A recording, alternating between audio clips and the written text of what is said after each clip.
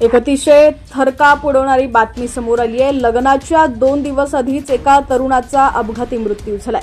तरुण दुचाकीवरून जात असताना एका वाहनानं जोराची धडक दिली आहे। या धडकेत तरुणाचा जागीच मृत्यू झालाय।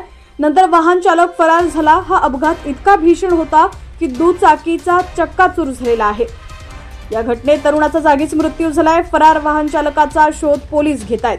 घटना नेमकी कुठे घडली सविस्तर जाणून घेऊयात। त्याआधी तुम्ही HPN मराठी न्यूज चॅनल पहिल्यांदाच पाहत असाल आणि अजूनही चॅनलला सबस्क्राइब केलेलं नसेल तर नक्की सबस्क्राइब करा, जेणेकरून आमचे अपडेट्स लवकरात लवकर तुमच्यापर्यंत पोहोचतील।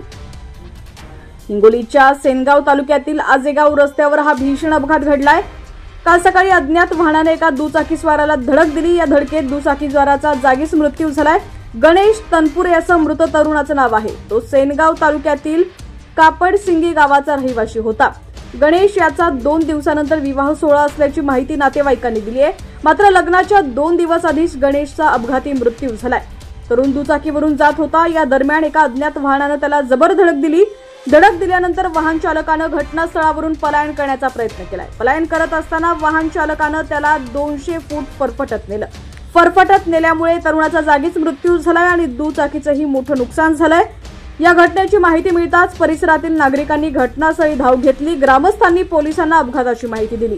पोलीस घटनास्थळी दाखल झालेले असून पुढील तपास पोलीस करतायत। तसंच फरार आरोपीचा शोध देखील घेतला जातोय।